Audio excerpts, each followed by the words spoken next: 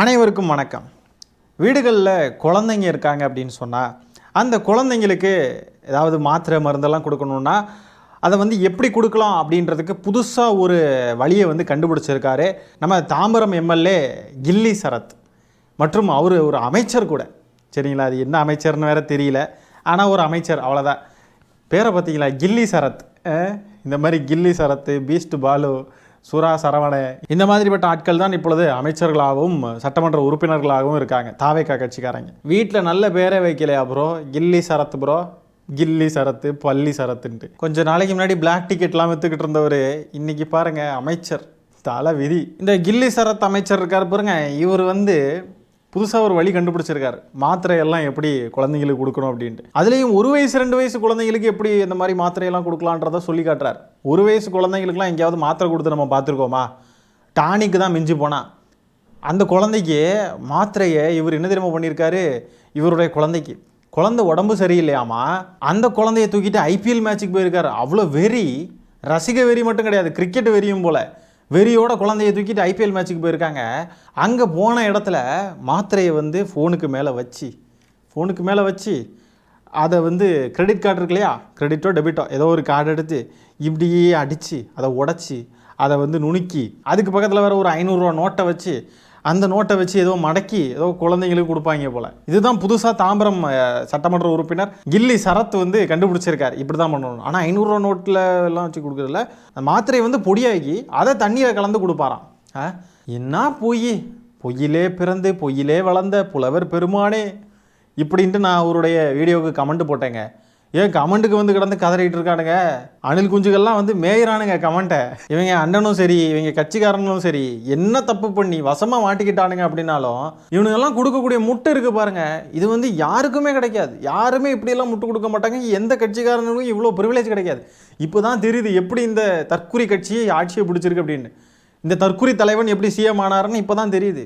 ஏன்னா இப்படிப்பட்ட தற்குறிகள் இருந்தால் பின் என்ன பண்ணுறது? இப்படி ஒரு கூட்டம் இருந்தால் எதையுமே சாதிச்சிடலாம், எதுவுமே இம்பாசிபிள்னு சொல்ல முடியாது. அந்த அளவுக்கு ஒரு தற்குறி கூட்டம். இப்போ இந்த கில்லி சரத் இருக்கிற பாருங்க, இவருடைய அந்த வீடியோ ட்ரெண்ட் ஆச்சு. அவர் வந்து ஃபோனில் கிரெடிட் கார்டை வச்சு டங்குன்னு பவுடர் ஆக்கினார். அந்த பவுடரை வந்து அழகாக வரிசைப்படுத்தினார். கையில் ஒரு 500 ரூபா நோட்டையும் வச்சுக்கிட்டு பக்கத்தில் இருக்கிற அந்த அம்மணி வந்து ஏதோ ஒரு பேக்கையோ எதையோ வச்சு மறைக்கிறாங்க, யாரும் பார்த்துடக்கூடாதுன்னு. இந்த வீடியோ ட்ரெண்ட் ஆச்சு. இந்த வீடியோவுக்கு அந்த அமைச்சர் ஒரு விளக்க வீடியோவையும் கொடுத்துருக்காரு. இப்போ அந்த ட்ரெண்டான வீடியோ வந்து சும்மா அது பாட்டுக்கு போயிருந்தா கூட நம்ம வந்து அதை கடந்துருப்போம்னு வைங்களேன். இவர் கொடுத்த இந்த விளக்கம் இருக்க பாருங்க, இதில் இருந்து தான் நமக்கு சந்தேகமே வர ஆரம்பிக்குதுங்க. அந்த விளக்க வீடியோவில் அவர் என்ன பண்ணியிருக்காருன்னு பார்த்தீங்கன்னா, வழக்கம் போல் ட்ராமா. தாவேகாவினர் இந்த மாதிரிலாம் சிக்கிக்கிட்டால் உடனே ட்ராமா தானே பண்ணுவாங்க. ரூட் மாஃபியா என்ன சொல்லுதோ அதை தானே செய்வாங்க.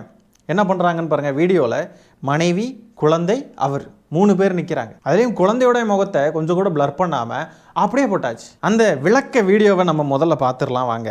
ட்ரக் ஃப்ரீ சொசைட்டியாக மாற்றணுன்றதுக்காக காலைல ஒரு அவேர்னஸ்க்கு போயிட்டு வந்தேன். அது போயிட்டு வந்ததுக்கு அப்புறம் ஒரு தப்பான ஒரு ரூமர் வந்து கிளப்பிட்டு இருக்காங்க. என்னன்னா, நாங்க ஐபிஎல் மேட்ச்க்கு ஒரு 2 years பிஃபோர் சம்திங் போயிருந்தோம். பாப்பா பிறந்து கொஞ்ச நாள் கழிச்சு, அது ஒரு 2 years பிஃபோர் இருக்கும், டேட் கூட தெரியல. அந்த டைம்ல ஃபேமிலியோட எல்லாரும், ஃபேமிலி ஃப்ரெண்ட்ஸ் எல்லாருமே போயிருந்தோம். அந்த டைம்ல வந்து என்னன்னா, ஒய்ஃப் வந்து இந்த மாதிரி ஒரு பாப்பா வந்து டேப்லெட் முழுங்க மாட்டா, அதை துப்பிடுறா அப்படின்றதுக்காக ஒரு டேப்லெட்டை வந்து அதை கிரஷ் பண்ணி அதை இதுக்கு தண்ணியில கலந்து அதை பாப்பாக்கு கொடுக்கணுன்றதுக்காக ஒரு டேப்லெட்டை கிரஷ் பண்ணி அதை கொடுக்குறோம். ஐபிஎல் மேட்ச் ஸ்டேடியம்ல அவ்வளோ கூட்டம், அவ்வளோ கும்பல், அவ்வளோ போலீஸ் ப்ரொடெக்ஷன், அவ்வளோ பேர் என் பேக்ல ஃப்ரண்ட்ல எல்லாருமே இருக்கிறாங்க. அந்த இருக்கிற டைம்ல பாப்பாவுக்கு ஃபீட் பண்றதுக்கு எங்க வீட்டுல இருந்து கிளம்பி போகும்போது அதை நம்ம கிரஷ் பண்ணிட்டு இருக்கோம். அதை வந்து கிரஷ் பண்ற டைம் அதை எடுத்து இப்போ ட்ரக்னு சொல்லிட்டு தப்பான ஒரு வீடியோ வந்து வைரல் பண்ணிட்டு இருக்காங்க. இது ரொம்ப மனசுக்கு கஷ்டமான ஒரு சூழ்நிலையா இருக்கு. ஸோ இந்த மாதிரிலாம் ப்ளீஸ் பண்ணாதீங்க, தயவு செஞ்சு அவாய்ட் பண்ணிக்கோங்க. அது ஐபிஎல் நடக்கிற இடம், அவ்வளோ போலீஸ் ப்ரொடெக்ஷன், அவ்வளோ ஃபேமிலி பீப்புள்ஸ் ஃப்ரெண்ட்ஸ்ல இதெல்லாம் இருக்காங்க. இது ஈஸியான விஷயம் கிடையாது அதை தப்பா பேசுறதுக்கு. அதையும் வந்து தப்பா போட்டுட்டு இருக்காங்க. கைஸ், அவர் வாயிலிருந்து வர்ற வார்த்தையை பாருங்க. அப்போ கூட அந்த மாத்திரையை நாங்கள் க்ரஷ் பண்ணணும் அப்படின்றார். க்ரஷ்ன்ற வார்த்தை, நாங்கள் மாத்திரையெல்லாம் நுணுக்குவோம், மாத்திரையை நம்ம வந்து உடைப்போம், அதை வந்து பொடியாக்குவோம் அப்படின்னு சொல்கிறோம். ஓகே, அது என்ன க்ரஷ் பண்ணுறது? க்ரஷ் பண்ணுறதுன்ற வார்த்தையை யார் யூஸ் பண்ணுவா? க்ரஷ்ஷு ப்ரோ, என்ன ப்ரோ இப்படி வசமாக சிக்கிட்டே ப்ரோ. அதுலேயும் பாவங்க. ஆனால் அவர் நிலையிலேருந்து நினச்சி பார்க்குறப்போ கொஞ்சம் பரிதாபமாக தான் இருக்குது. ஏன்னா அந்த ஸ்டோரியை வந்து அவர் க்ளோஸ் ஃப்ரெண்ட்ஸில் போட்டிருக்காரு, பப்ளிக்காக கூட போடல. தக் லைஃப் மூமெண்ட் அப்படின்ற மாதிரி போட்டிருக்காரு. தக் லைஃப்னு சொல்லி எழுதி போட்டிருக்காரு அந்த ஸ்டோரியோடைய கேப்ஷனில். க்ளோஸ் ஃப்ரெண்ட்ஸுக்கு போட்டிருக்காரு. அப்போ கூட இருந்த எவனோ தான் இந்த வேலையை பார்த்து விட்ருக்கான். துரோகி எவன்டா அந்த துரோகி? அவரை யாரோ முதுகில் வாங்கி குத்திட்டாங்க ஃப்ரெண்ட்ஸ். இப்படி முதுகில் குத்தையும் வாங்கிக்கிட்டு எந்திரிச்சு தைரியமாக நின்று பொய் பேசுகிறதெல்லாம் எவ்வளோ கஷ்டம் தெரியுமா? மாத்திரையே க்ரஷ் பண்ணார். அந்த இடத்துல குழந்தையே இல்லை. குழந்தை ஏதாவது இருக்காங்களா? இல்லை. அந்த இடத்துல பக்கத்தில் அவருடைய தோழி யாரோ இருக்காங்க, வேறு யாரும் இல்லை. அந்த தோழி வந்து ஏதோ பேக்கை வச்சு மறைக்கிறாங்க. இவர் வந்து ரூபா நோட்டை வச்சுருக்காரு. ரூபா நோட்டு எதுக்கு கையில் இருக்குது? சுருட்டி அதுக்குள்ளே வச்சு what bro, this is very wrong bro. குழந்தைக்கு மாத்திரையை வந்து பொடியாக்கணுன்றதுக்காக பொடியாக்கியிருக்காப்லையா, அதை வந்து வீடியோ எடுத்து ஸ்டோரி வேறு போட்டிருக்காரு. அதுவும் க்ளோஸ் ஃப்ரெண்ட்ஸில். யாராவது இப்படி போடுவாங்களா? அதில் வேறு தக் லைஃப் மொமெண்ட்டுன்னு போட வேண்டிய அவசியம் என்ன ப்ரோ? What bro? அதுலேயுங்க அந்த மாத்திரையை எப்படிங்க அவ்வளோ பொடியாக நறுக்க முடியும்? நீங்கள் வந்து எப்படிங்க, நீங்கள் வேணால் ஒரு மாத்திரையை நீங்கள் எடுத்து உடச்சி பாருங்களேன். உடச்சி நீங்கள் அதை நொறுக்கி அதை பொடியாக்க ட்ரை பண்ணுங்களேன், ஒரு ஃபோனுக்கு மேலே வச்சு. உங்களால் முடியாது. அதுலேயும் கிரெடிட் கார்டை வச்சு நீங்கள் ட்ரை பண்ணி பாருங்களேன். நம்ம பசங்க நிறைய பேர் ட்ரை பண்ணியிருக்காங்க, முடியலை. ஒரு ஃபோனை கையில் வச்சுட்டு கிரெடிட் கார்டை வச்சு இப்படி டங்கு டங்கு டங்கு டங்குன்னு அடித்து பாருங்களேன், மாத்திரை பறந்து ஓடும். அதை வச்சு உடைக்க முடியாது. கிரெடிட் கார்டு தான் வளைஞ்சி போகவே இல்லையா, மாத்திரைக்கு ஒன்றும் ஆகாது. அப்போ இவர் எப்படி அதை உடைச்சாரு? எப்படி அதை என்ன ஒன்றும் புரியலையே. அதுவும் அந்த ஃபைன் பவுடராக இருக்குங்க, ரொம்ப வந்து மெல்லிஸாக, ரொம்ப சின்ன சின்ன துகள்களாக மாற வாய்ப்பே இல்லை. மாத்திரையை நீங்கள் அப்படி உடைக்கவே முடியாது. வசமாக மாட்டிக்கிட்டாப்புல. இவ்வளோ வசமாக மாட்டிக்கிட்டு கூட இதுக்கு ஒரு எக்ஸ்ப்ளனேஷன் வீடியோ வேறு. சும்மா இருந்தால் கூட விட்டுருவோம். எக்ஸ்ப்ளனேஷன் வீடியோ கொடுக்குறேன்ற பேரில் மனைவியையும் குழந்தையும் பக்கத்தில் நிற்க வச்சு பேச வேற வச்சு அதை வேற போட்டு வாட் ப்ரோ? குழந்தைங்களுக்குலாம் எந்த ஊர்லேயாவது டாக்டர்ஸ் வந்து மாத்திரை கொடுக்க ப்ரிஸ்கிரைப் பண்ணுவாங்களா? வாய்ப்பே இல்லை. அதுவும் 1 வயசு குழந்தை. அதில் இவர் பேசுகிறதுல கொஞ்சம் முரண்பாடாக இருக்குது. 2 வருஷத்துக்கு முன்னாடி போனாப்புலன்னு சொல்கிறாப்புல. அந்த குழந்தைய பார்க்குறதுக்கே 2-3 வயசு இருக்கிற மாதிரி தான் இருக்குது. அப்போ குழந்தை பிறந்து 5 மாதத்துலேயோ 10 மாதத்துலேயோ மாத்திரை கொடுக்க ஆரம்பிச்சிட்டிங்களா? அதுவும் இவ்வளோ உடம்பு சரியில்லாத ஒரு குழந்தைய நீங்கள் வந்து கருத்திலே கொள்ளாமல் நீங்கள் வந்து கிரிக்கெட் மேட்ச்சுக்கு போயிருக்கீங்களா? இதெல்லாம் வந்து இப்போ புதுசாக இனிமே வரக்கூடிய ஜென்ரேஷன்லாம் இதை தான் யூஸ் பண்ணுவாங்க போல், இப்படி தான் வாழ்வாங்க போல். ஏன்னா மாற்றம் இல்லையா? மாற்றம் வந்து இப்படி தான் இருக்கும். ஏங்க மாத்திரையை தண்ணியில் போட்டாலே கரைஞ்சி போயிருமேங்க, அதை எதுக்கு வேற போட்டு நசுக்கணும், அடிக்கணும், உடைக்கணும், அதை வந்து ஃபைன் பவுடர் ஆக்கணும்? ஏன் இது ரூட்டு மாஃபியாவா இல்லை ட்ரக்கு மாஃபியாவான்னு தெரியல. இப்படி இருக்குது பாருங்கள். எப்படிப்பட்ட ஆட்கள்லாம் அமைச்சர்களாக இருக்காங்க பாருங்கள். முதல்ல விஸ்வநாதன்ற அமைச்சர் குழந்தைங்க காலை பிடிச்சி விட்றேன்ற பேரில் அநாகரிகமாக நடந்துக்கிட்டாரு. இப்போது கில்லி சரத். எப்படிப்பட்ட ஆட்கள்லாம் இருக்காங்க பாருங்கள் அமைச்சரவையில். இவங்கெல்லாம் திமுகவை பேசுவானுங்க, தற்குறிகள். எல்லாம் இருந்தாலும் கையில் எதுக்கு 500 ரூபா நோட்டு? இல்லை வேறு விளையாட்டா, சில பேர் சொல்கிறாங்க விளையாட்டாக பண்ணினாரு அப்படின்னு சொல்கிறாங்க. உண்மையாலுமே அவர் மாத்திரையை தான் உடச்சிருக்காரு. அதை வந்து சும்மா விளையாட்டா ஃப்ரெண்ட்ஸ் கூட இருக்கிறப்ப விளையாட்டா ஐடியெலாம் ஏதாவது பண்ணுவோம்ல, அந்த மாதிரி ஏதோ பண்ணி அதை வீடியோ எடுத்து போட்டிருக்காரு, அது அவருக்கு பேக் ஃபயர் ஆயிடுச்சு அப்படின்ற ஒரு பெர்ஸ்பெக்டிவில் சொல்கிறாங்க. சரி, இதை நம்ம உண்மையான எடுத்துக்கிட்டால் கூட எதுக்காக அப்படி எல்லோரும் மறைக்கணும்? எதுக்கு மறைக்கணும்? அந்த பக்கத்தில் இருக்கிற தோழி வந்து ஏதோ ஒரு பேக் வச்சு மறைக்கிறாங்க. இவர் கையில் 500 ரூபா நோட்டு வச்சுருக்காரு. 500 ரூபா நோட்டு எதுக்காக வச்சுருக்கணும் கையில்? விளையாட்டு தானே. சும்மா ஏடிஎம் கார்டை வச்சு டக்கு டக்கு டக்குன்னு அடிச்சுட்டு விளையாட்டுனா அப்படி தான் இருக்கும், பார்க்குறதுக்கு அப்படி தான். கையில் 500 ரூபா நோட்டு மறைக்கணும், இதெல்லாம் ஏன் பண்ணணும்? அது மாதிரி இந்த வீடியோவில் இவர் சொல்கிறாரு, கில்லி சரத்து சொல்கிறாரு, ஒரே கூட்டமாக இருந்தது, முன்னாடி பின்னாடிலாம் நிறைய பேர் இருந்தாங்க அப்படின்னு. நீங்கள் அந்த வீடியோ நல்லா உற்று நோக்கினீங்கன்னா தெரியும், அவங்களுக்கு பின்னாடி யாருமே இல்லை, கூட்டமே இல்லை, மஞ்சள் கலரில் சீட்டு மட்டும்தான் இருக்குது. அப்போ எதுக்கு இவ்வளோ பொய் சொல்லணும்? அது மாதிரி அந்த இடத்துல அவங்க எடுத்த புகைப்படம், குரூப் செல்ஃபி இருக்கு இல்லையா, அது வந்து பப்ளிக்காக இருக்குது.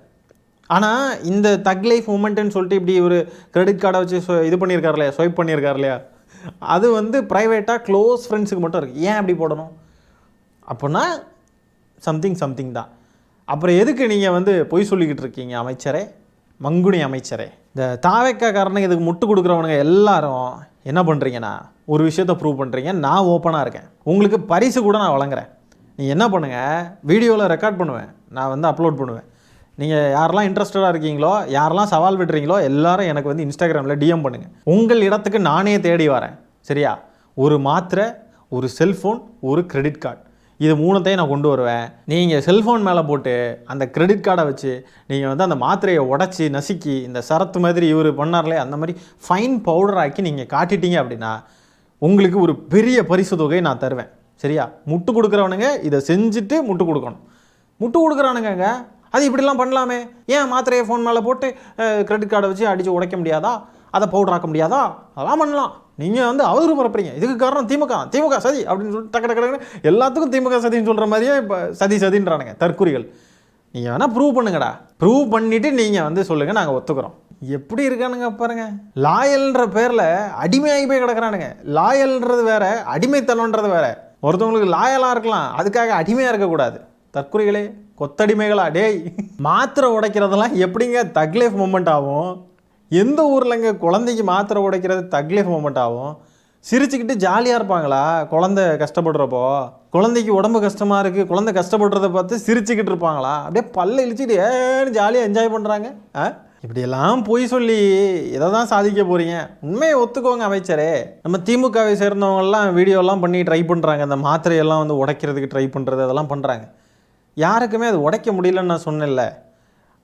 ஒரு மாத்திரை கூட உடைக்க தெரியாதனால தாங்க திமுக கூப்பில் இருக்குது. அதுமாரி நம்ம இப்போ பேசுகிறோம் பாருங்கள், குழந்தைக்கு எப்படி மாத்திரை கொடுப்பாங்க, குழந்தைக்கு சிறப்பு தான் கொடுப்பாங்க அப்படின்லாம் சொல்கிறோம் பாருங்கள். இதெல்லாம் பண்ணையார்த்தனமான பேச்சு. இப்போ நம்ம கேள்வி எழுப்புறோம் பாருங்கள், இதெல்லாம் தப்பு. குழந்தைக்கு உடம்பு சரியில்லைன்றப்பவும் நீங்கள் வந்து கிரிக்கெட் மேட்ச் பார்க்க போயிருக்கீங்க, அவ்வளோ வெறியா அப்படின்னு நம்ம கேட்குறோம் பாருங்கள். இதெல்லாம் பண்ணையார்த்தனமான பேச்சு. இதனாலலாம் தாங்க திமுக கூப்புக்கு போயிடுச்சு.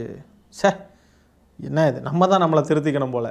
எல்லாரும் சரியாக தான் இருக்காங்க, நம்ம தான் பேரலல் யூனிவர்ஸில் தப்பாக வாழ்ந்துக்கிட்டு இருக்கோம், தப்பாக பேசிக்கிட்டு இருக்கோம். ஆகவே இந்த கில்லி சரத் அமைச்சர் இப்படி வசமாக சிக்கியிருக்காரு. இதுக்கு ஒரு எக்ஸ்ப்ளனேஷன் வீடியோ வேறு போட்டு அவர் தப்பே பண்ணல அப்படின்னு சொல்லி ப்ரூவ் பண்ண ட்ரை பண்ணுறார் இல்லையா? இதையெல்லாம் பற்றி என்ன நினைக்கிறீங்கன்றதை கமெண்ட்ஸில் பதிவு விடுங்க. இந்த காணொலியை நான் இத்துடன் நிறைவு செய்து கொள்கிறேன். நன்றி, வணக்கம்.